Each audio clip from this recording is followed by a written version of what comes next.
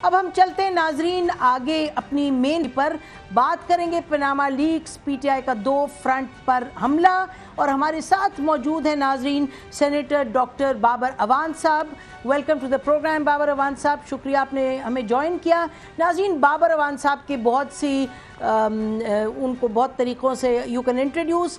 Senator ہیں Pakistan Peoples party کے, lawyer تھے یہ اور ابھی بھی ہیں ان کے کیس میں, پی ٹی آئی کے کیس میں. اور ناظرین اگر ہم یہ کہیں کہ یہ عمران خان صاحب کو بہت قریب سے جانتے ہیں, ان سے بہت سی ملاقاتیں ان کی رہتی ہیں, تو یہ جانتے ہیں عمران خان صاحب کی جو سوچ بچار ہے سیاست کے حوالے سے. تو welcome to the programme doctor صاحب. جی بہت شکریہ میڈم, گاڈ بلیس یو. اچھا ڈاکٹر صاحب شروع کرتے ہیں, ہم ذرا کچھ آپ کو سناتے ہیں کلپس. سب سے پہلے تو سنیے گا کہ عمران خان صاحب نے کیا آج باتیں کی, حکومت کے حوالے سے انہوں نے کیا کہا. یہ نہیں کہ سپریم کورٹ میں کیس شروع ہو گیا تو احتجاج ختم ہو جائے گا. 2 کو بڑا بھرپور طریقے سے انشاءاللہ اسلام آباد کے اندر انسانوں کا سمندر آئے گا. 2 تاریخ کو اسلام آباد میں آ کے مذاکرات ہوں گے. اس کے بعد ناظرین دیکھیے گا کہ انہوں نے اور کیا کہا پاناما لیکس کے حوالے سے. شکر ہے کہ سپریم کورٹ نے اپنا رول ادا کیا ہے اور یہ پہلا سٹیپ ہے کہ پرائم منسٹر کو طلب کیا گیا ہیئرنگ کے لیے. سپریم کورٹ میں پٹیشن لگی ہے, ابھی تو اس کی ایڈمیسیبل ہوگا یا نہیں وہ بھی ابھی ہیئرنگ چلنی ہے. ہمیں پتہ ہونا چاہیے کہ یہاں تو اصغر خان کا کیس تھا شریف خاندان کے خلاف, وہ 20 سال لگے تھے اس کو کیس کو. تو ایک طرف وہ ویلکم کریں سپریم کورٹ کا, لیکن ساتھ بھی انہوں نے کہہ دیا کہ 20 سال بھی لگ سکتے ہیں, جو انہوں نے اصغر خان صاحب کے کیس کا ذکر کیا.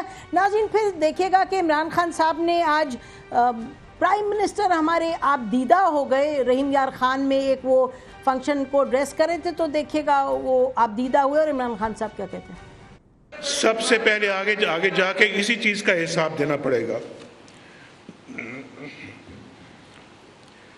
یہ رونا اگر 8 سال کے بعد ان کو رونا آیا ہے کہ جناب ہسپتال ٹھیک نہیں کام کر رہے, تو یہ رونا ہسپتالوں کی نہ ہونے کی وجہ سے نہیں ہے, یہ رونا پینما کا رونا ہے, یہ رونا پکڑے جانے کا رونا ہے. تو ان کی جارحانہ جو اٹیک ہے وہ جاری ہے. نواز شریف صاحب آج بات کر رہے تھے کہ آخرت میں کیا ہوگا اور جو لوگ ظلم کرتے ہیں ان کے ساتھ کیا ہوگا اور اپنی طور طریقے کو ٹھیک کرنا چاہیے. بہرحال عمران خان صاحب کہہ رہے ہیں کہ وہ پاناما لیکس پہ ڈرے ہوئے ہیں اس لیے وہ رو رہے تھے. اور پھر ناظرین سرل المیڈا کی جو سٹوری ہے جس پر ابھی تک کی جو اختتام پر نہیں پہنچی, حکومت نے ابھی تک کوئی نام نہیں سامنے دیے جنہوں نے لیک کیا, لیکن عمران خان صاحب کیا کہتے ہیں سنیے گا. سرل المیڈیا کے ذریعے جو لیک کروائی ہے خبر پاکستانی فوج کے خلاف, اپنے آپ کو بچانے کے لیے اپنی فوج کو بھی تباہ کرنے کے چکر میں, یہ کون لوگ تھے؟ یہ ملک کے غدار ہیں. ناظرین یہ آپ کو معلوم ہے کہ پرائم منسٹر صاحب نے خیر مقدم وغیرہ کیا ہے, جو سپریم کورٹ ہے اس کی حوالے سے جو سپریم کورٹ نے یہ کیس لگایا ہے. تو ہم بابر اعوان صاحب کے پاس جاتے ہیں, ان سے پوچھتے ہیں کہ وہ اس سچویشن کو کیسے دیکھ رہے ہیں. بابر اعوان صاحب یہ سب سے پہلے بتائیے گا کہ عمران خان صاحب جو ہیں, جو آپ کے دوست بھی ہیں بہت, تو کل انہوں نے سپریم کورٹ کے حوالے سے ایک بڑی بات کی پازیٹیو.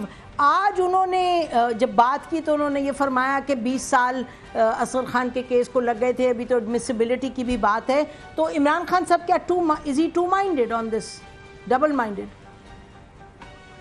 بسم اللہ الرحمن الرحیم, بہت شکریہ مجھے آپ کے شو میں بلانے کا.